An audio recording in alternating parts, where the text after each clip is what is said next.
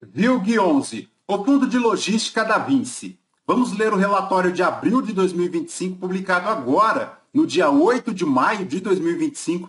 O fundo que divulga neste relatório uma projeção superior aí de distribuição de dividendos, reajustando o guidance lá para o quarto trimestre de 2025.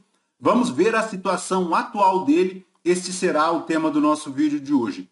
Está aí, pessoal, o fundo que iniciou as operações em 2018, tem aí o valor patrimonial de cota de R$ 112,53, tem aí as suas taxas de administração, também tem taxa de performance. Os principais destaques aqui: cenário macroeconômico é aquilo que nós já sabemos. Na data que eu gravo aqui com vocês, pessoal, o VILG 11 chega na B3 aí cotado a R$ 85,99, 0,76 é o P sobre VP, uma variação positiva nos últimos 12 meses aí de 3,83%. A última distribuição, pessoal, ocorreu agora, no dia 15 de maio de 2025, 68 centavos por cota. Vejamos aqui que ele aumentou um pouquinho, em 1 centavo, a distribuição, fazendo um yield mensal aí de 0,78%, um yield anual aí de 8,91%. Se o cotista tivesse investido no VILG 11 R$ 1.000 há 2 anos, ele teria hoje R$ 1.056,60, já considerando aí o reinvestimento dos dividendos.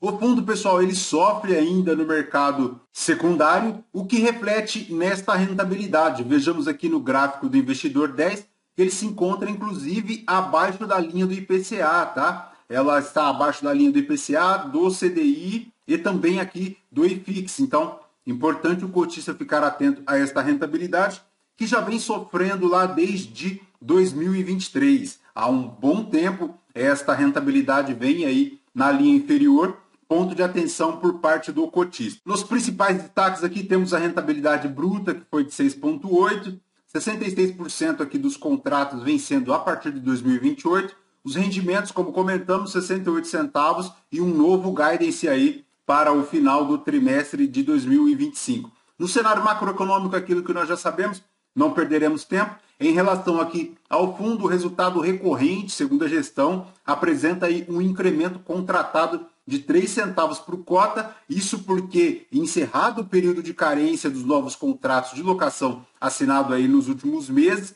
somados aí aos demais períodos ainda vigentes, incremento de 3 centavos por cota será atingido aí até o quarto trimestre de 2025. Então, é importante ficar atento porque há aí um reajuste do guidance, conforme anunciado aqui pela gestão, veremos mais adiante.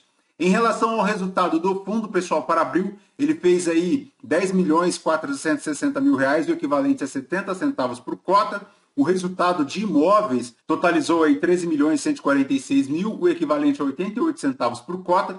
E o fundo encerrou aí o mês após uma distribuição com uma reserva não distribuída aí de 14 centavos por cota. E em relação ao resultado dos imóveis, para abril, 13 milhões, subtraídas aqui as despesas e as taxas de administração, chegando a um resultado recorrente aí de 10.176.000, fazendo 70 centavos por cota, o equivalente aí a 68 que ele distribuiu, aumentando a reserva não distribuída aí em 2 centavos, o que é muito bom. Ao final do período, a reserva que até então era de 12 centavos, passa a ser então agora de 14 centavos. Em relação, pessoal, à estimativa de rendimentos, tá? Segundo a gestão, para o terceiro trimestre, a faixa ainda fica no intervalo de 67,72 centavos, mas já para o final, agora, do quarto trimestre de 2025, há aí uma projeção de aumento desta faixa de 67 centavos para 72 centavos. Vejamos aqui no gráfico,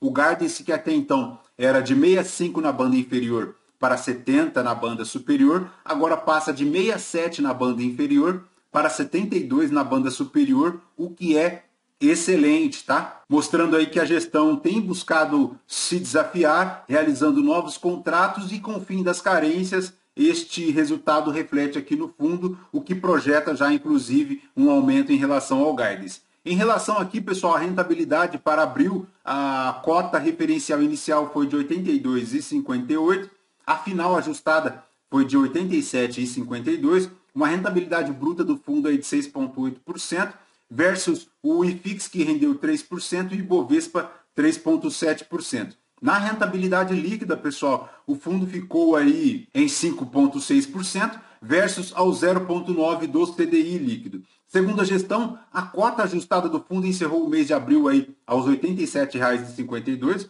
uma variação de 6%, que somada aí aos rendimentos distribuídos, representou uma rentabilidade aí de 6,8%. O que podemos verificar aqui no gráfico, pessoal, apresentado pela gestão em relação à rentabilidade bruta, é que o fundo ainda sofre frente ao IFIX, o que se confirma lá com o gráfico do investidor 10. Vejamos aqui, pessoal, no informado pela gestão, desde o final lá de 2023, o fundo não supera a linha do CDI e também não supera a linha do IFIX no resultado acumulado. Mas ele busca esta recuperação. Vamos ver como se dará aí esta rentabilidade para os próximos meses, já que há aí este reajuste em relação ao guidance. Tomara que a cota no mercado secundário consiga andar, porque ela ainda se encontra bastante descontada, né? Fazendo um P sobre VP aí na casa de 7, margeando a 8. Em relação ao volume negociado, pessoal, o diário chegou aqui a 1.700.000, segue lá com 146 mil o número de cotistas. Em relação à carteira do fundo, pessoal, as obrigações, ele tem aqui um total de 1,9 bi em relação aos imóveis, 309 milhões de obrigações financeiras, um patrimônio líquido aí de 1 bi e 600. Em relação às obrigações, pessoal, são 3. O primeiro CRI é lá para Fernão Dias e Privalha, formando aí um saldo de 51 milhões. O CRI Alianza Parque, num saldo de 154 milhões. E, por fim, um CRI da Castelo 57 no Business Park, formando aí um saldo de 103 milhões, chegando ao total de 309 milhões. Lembrando que para 2025, o fundo tem aí na ordem de 30 a 33 milhões para amortizar em relação ao pagamento das obrigações de aquisição de imóveis, sendo 15 milhões de principal e 16 milhões e 900 aqui de despesas financeiras. Em relação à receita média do aluguel, pessoal, ele segue lá a R$ 22,90. Segundo a gestão, o mercado está cobrando aí R$ 22,40 e o VILG11 está, portanto, superior à média do mercado, mas o que vemos aí nos outros relatórios é que esta média ela já está aí chegando aos R$ 28, R$ 30, tá? Do metro quadrado. Então, ao meu sentir, estes indicadores aqui ainda não refletem a realidade do mercado, que tem cobrado ticket médio na casa aí de 28 a 30 reais, muito por conta da demanda aquecida dos galpões logísticos. Em relação à taxa de ocupação do fundo, o pessoal segue aqui na casa de 96,9%, 3% aí de vacância. Em relação à inadimplência média, segue lá na casa de 1,4%, bem controlado também. A maior exposição do fundo aqui por locatário, pessoal, é um ponto de alerta, tá? É a Tokstok, ela que vem aí já há bons anos se arrastando em relação à sua recuperação judicial. Não tenho aqui agora notícias de qual é o estágio atual da situação financeira da Tokstok, mas ela se encontra no mercado de varejo e o mercado de varejo segue sofrendo aí já há alguns bons anos, né? Muito puxado aí pela alta da taxa de juros, também pelo cenário macroeconômico, pelo dólar, moeda externa bem alta, o mercado interno também bastante retraído, o mercado de crédito sofrendo bastante, o que reflete aqui no varejo, e o fundo tem 14% apenas de Tokstok, tá? Mas ele tem aqui também Netshoes, que é ponto de atenção, tem a Privalha também, que também é ponto de atenção, formando aí para o setor de transporte e logística 31% aqui do segmento de atuação, seguido do e-commerce fazendo 30%. 91% dos contratos aqui são típicos, a maior exposição, por incrível que pareça, é no estado de Minas Gerais, formando 35% aqui da carteira do fundo. Ele tem aí, pessoal, galpões também no estado do Pará, no estado do Pernambuco, em São Paulo, Rio de Janeiro, Espírito Santo e também no estado do Rio Grande do Sul.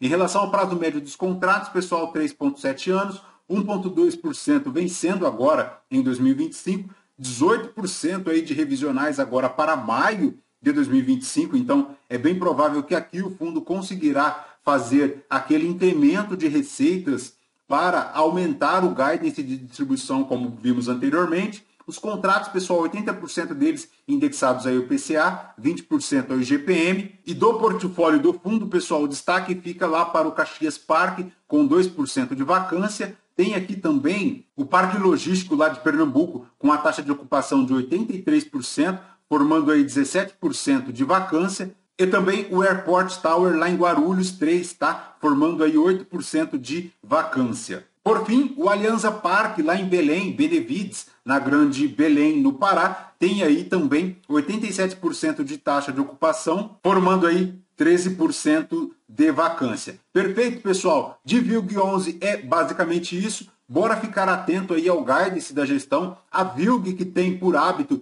distribuir na faixa inferior do guidance, então é provável, tá, que a distribuição chegará aí ao patamar base de 67 centavos, como ele já fez neste mês, 68 centavos. Então é importante ficar atento a isso e também a rentabilidade do fundo que ainda não conseguiu se recuperar. Perfeito, pessoal? Lembrando que este vídeo não é a recomendação de compra ou de venda de nenhum dos ativos aqui mencionados. Aos novos inscritos, muito bem-vindos. Você que permanece conosco, muito obrigado por isso também. E você que ainda não é inscrito, se este conteúdo foi relevante para você, considere se inscrever, deixe seu like, seu joinha, porque tudo isso nos fortalece aqui na produção de conteúdos. Voltamos com vocês em um próximo vídeo. Fraterno abraço a todos. Até mais.